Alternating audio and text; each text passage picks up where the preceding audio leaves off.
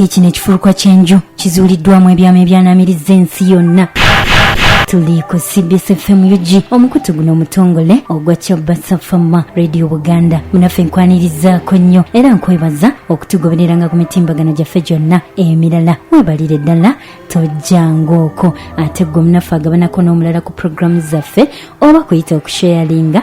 Njagala okugamba titusiima byansuso. Webalire ddala tojjangaoko. Nze Emi April Nakawombe mu programu yaffe eno Vumbula ne Chabasa era ngewatali kumala budde tutandikiddewo. Enju eyogerwako yazimbibwa nga ya myaliiro 4 era ng'erimu ebisenge biwerera ddala 22. Yazimbibwa ng'etudde ku bugazi bwa fuuti 7 n'okusoba. Okusinziira ku kunoonyereza, enju eno yazimbibwa omu ku basajja abaatandikawo ekibuga Capitola e California, amannya ge ga Henry Respin ne mukazi we eyali muwala w'omusajja eyali Nagagga era nga Nagagga ono yali musimi w'amafuta era ng'alina n'enguudo z'eggaali y'omukka.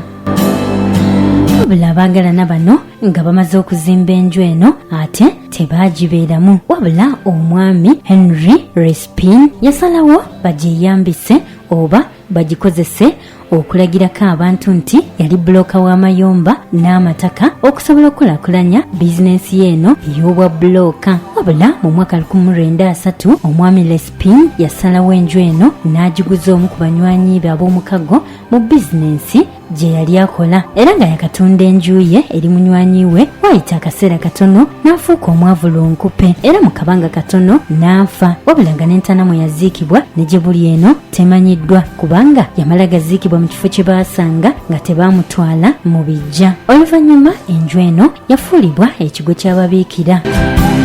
Wabula abasisita oba ababiikira ne basanga obuzibu mu nju eno nga bagamba nti baali tebawuliriramu mirembe. Mbw'ate n'ekirala enju eno yali ennyogoga nnyo, bagamba nti omufu yafuuka omulamu era ne balayira nti balaba Respin nannyini nju eno eyali yafedda nga mulamu era ng'atambulira mu nnyumba eno era mbu baamulabanga ng'atambula era ng'awerekerwako omusisita n'ekyavaamu ne bajabulira era mu mwaka 1959 neggalwa obutaddamu kusulwamu babiikira oba abasisita ng'abangi we mubamanyi. Awo nno neefuuka ekifo eky'okuwummulirwamu eri abavubuka ab'omulembe. Wabula oluvannyuma ate lyafuuka ettendekero ly'amagye g'eggwanga lya Amerika. Wabula oluvannyuma lw'akabanga katono omufu yafuuka omulamu era ne balayira nti balaba Respin nannyini nju eno eyali yafedda nga mulamu era ng'atambulira mu nnyumba eno era mbu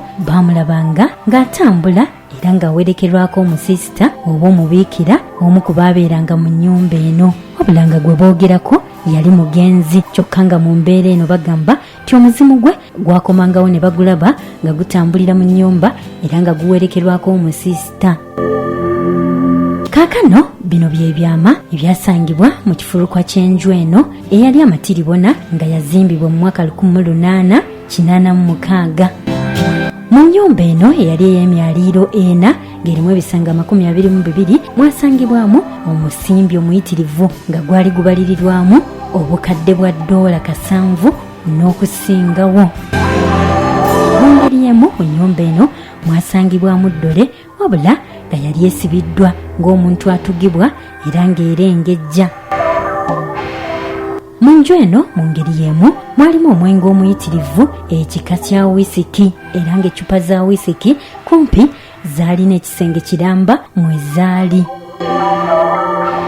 Mu ngeri y'emu baasangamu ebikozesebwa mu malwaliro n'ebitanda by'abalwadde mu malwaliro. Mu ngeri y'emu mu nnyumba eno baasangamu emmundu mpitirivu era baasangamu n'amamotoka agaali ag'ebbeeyi oba gayite gali agaalagirwa ng'enjogera y'omulembe guno. Mu ngeri y'emu mwalimu obuwundo buyitirivu wabula ng'obusinga bwafa. Mwalimu eby'obugagga okuli zaabu ne ffeeza nga nno kw'otadde n'ebintu ebirala bingi. Okusinziira ku kunoonyereza, enju eyogerwako oba ekifulukwa kino yazimbibwa mu mwaka 1886 e San Francisco eri mu North California mu ggwanga erya Amerika. Wabula nga wayiseewo ekitundu ky'ekyasa mu mwaka 2009 omuliro gwakwata enju eno ey'ebyafaayo kumpi ne gusaanyawo ebintu ebisinga obungi naddala ekitundu eky'omunda. wabula oluvannyuma lw'akabanga katono ng'enju eno yakajja, abaasigala nga bagibeeramu bagamba nti omufu yafuuka omulamu.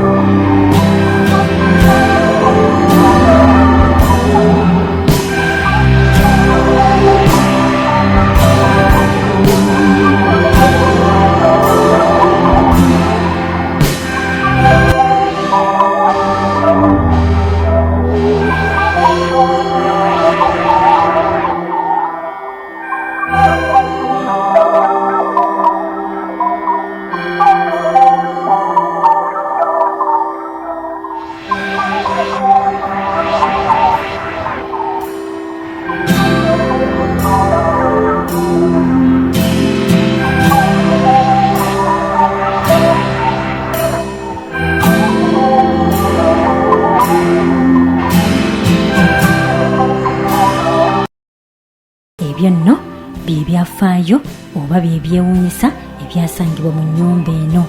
Nkwebaza nnyo kwegumira ku CBS FM UG n'okutugoberera ku mitimbagano gyaffe gyonna emirala. Weebalire ddala tojjangooko. Nze Emi April Nakawombe. 88.8 CBS FM.